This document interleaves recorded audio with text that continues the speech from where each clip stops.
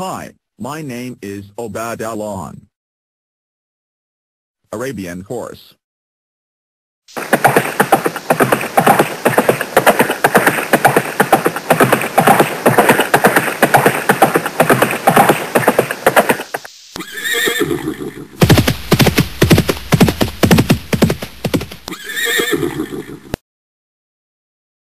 The Arabian or Arab horse, Arabic, is a breed of horse that originated on the Arabian Peninsula. With a distinctive head shape and high-tailed carriage, the Arabian is one of the most easily recognizable horse breeds in the world. It is also one of the oldest breeds, with archaeological evidence of horses that resemble modern Arabians dating back 4,500 years. Throughout history, Arabian horses spread around the world by both war and trade, used to improve other breeds by adding speed, refinement, endurance, and strong bone. Today, Arabian bloodlines are found in almost every modern breed of riding horse. The Arabian developed in a desert climate and was prized by the nomadic Bedouin people, often being brought inside the family tent for shelter and protection from theft. Selective breeding for traits including with humans created a horse breed that is good-natured, quick to learn, and willing to please. The Arabian also developed the high spirit and alertness needed in a horse used for raiding and war. This combination of willingness and sensitivity were key. The Arabian is a versatile breed. Arabians dominate the discipline of endurance riding, and compete today in many other fields of equestrian activity. They are one of the top 10 most popular horse breeds in the world. They are new found worldwide, including the United States and Canada, the United Kingdom, Australia, continental Europe, South America, especially Brazil. Arabian Peninsula. Breed characteristics. See also, horse anatomy. Arabian horses have refined, wedge-shaped heads, a broad forehead, large eyes, large nostrils, and small muzzles. Most display a distinctive concave or dished profile. Many Arabians also have a slight forehead bulge between their eyes, called the jibba by the Bedouin, that adds additional sinus capacity, believed to have helped the Arabian horse in its native dry desert climate. Another breed characteristic is an arched neck with a large, well-set windpipe set on a refined, clean throat latch. This structure of the Poland throat latch was called the mitba or mitba by the Bedouin, and in the best Arabians is long, allowing flexibility in the bridle and room for the windpipe. Other distinctive features are a relatively long, level croup, or top of the hindquarters, and naturally high-tailed carriage. The use breed standard requires Arabians have solid bone and correct conformation. Well-bred Arabians have a deep, well-angled hip and well-laid-back shoulder. Within the breed, there are variations. Some individuals have wider, more powerfully muscled hindquarters suitable for intense bursts of activity in events such as reining, while others have longer, leaner muscling better suited for long stretches of flat work such as endurance riding or horse racing. Most have a compact body with a short back. Arabians usually have dense, strong bone, and good hoof walls. They are especially noted for their endurance, and the superiority of the breed in endurance riding competition demonstrates that well-bred Arabians are strong, sound horses with superior stamina. At international FIS-sponsored endurance events,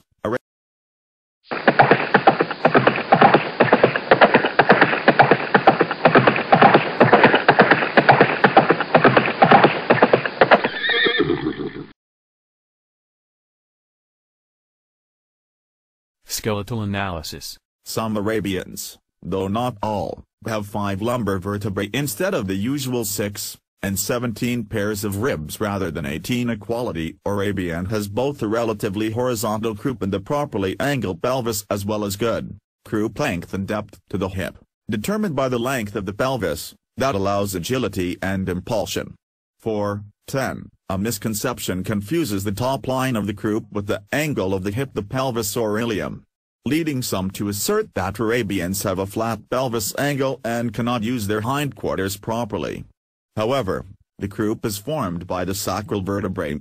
The hip angle is determined by the attachment of the ilium to the spine, the structure and length of the femur, and other aspects of hindquarter anatomy, which is not correlated to the top line of the sacrum.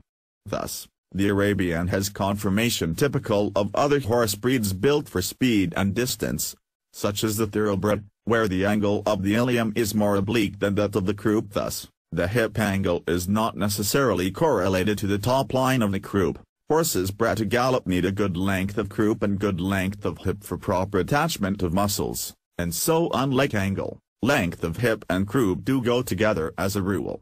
Size. The breed standard stated by the United States Equestrian Federation describes Arabians as standing between 14.1 to 15.1 hands, 57 to 61 inches, 145 to 155 centimeters, tall, with the occasional individual over or under.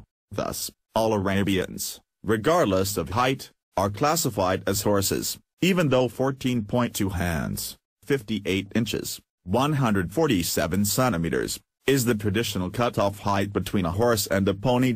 A common myth is that Arabians are not strong because they are relatively small and refined.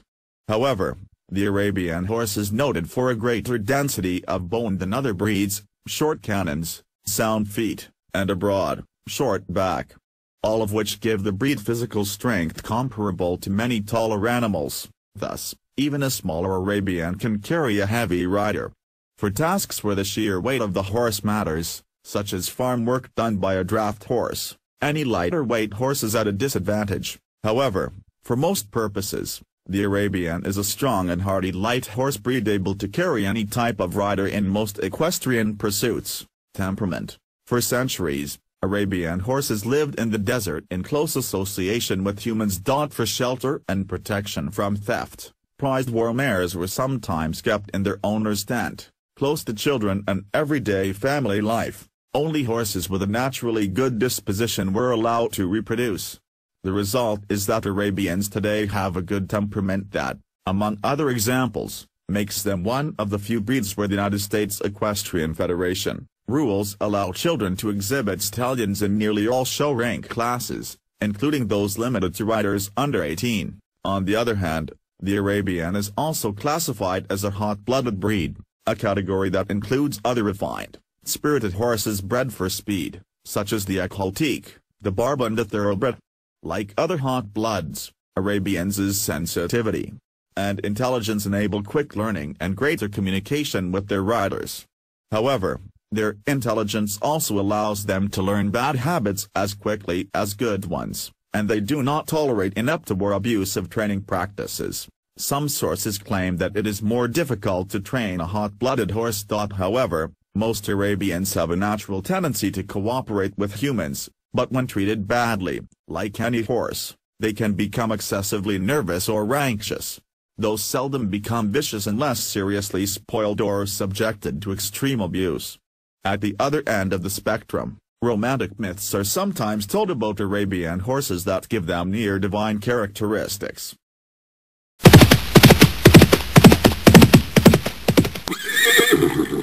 Colors.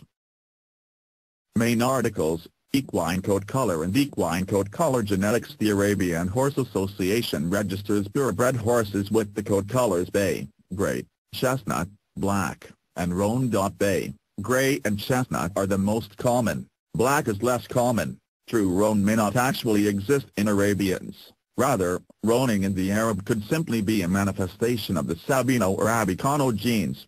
All Arabians, no matter their coat color, have black skin, except under white markings. Black skin provided gray and white. Although many Arabians appear white, they are not. A white hair coat is usually created by the natural action of the gray gene, and virtually all white Arabians are actually grays. A specialized colorization seen in some older gray Arabians is the so-called bloody shoulder, which is a particular type of flea-bitten gray with localized aggregations of pigment on the shoulder. There are very few Arabians registered as white and have a white coat, pink skin and dark eyes from birth.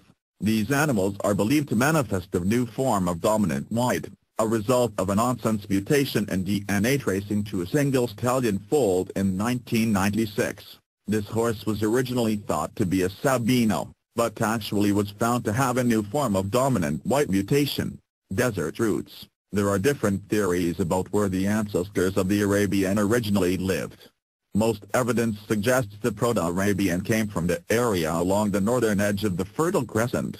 Others argue for the southwestern corner of the Arabian Peninsula, and modern-day Yemen, where 3 now dry riverbeds suggest good natural pastures existed long ago, though perhaps as far back as the Ice Age. The Proto-Arabian horse may have been domesticated by the people of the Arabian Peninsula known today as the Bedouin, sometime after they learned to use the camel, approximately 4,005,000 years ago. However, other scholars, noting that horses were common in the Fertile Crescent but rare in the Arabian Peninsula prior to the rise of Islam, theorize that the breed as it is known today only developed in large numbers when the conversion of the Persians to Islam in the 7th century brought knowledge of horse breeding and horsemanship to the Bedouin. Regardless of origin, climate and culture ultimately created the Arabian. The desert environment required a domesticated horse to cooperate with humans to survive.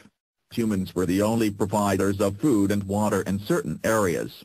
And even hardy Arabian horses needed far more water than camels in order to survive. Most horses can only live about 72 hours without water. Where there was no pasture or water, the Bedouin fed their horses dates and camel's milk. The desert horse needed to thrive on very little food, and have anatomical traits to compensate for life in a dry climate with high temperature extremes from day to night.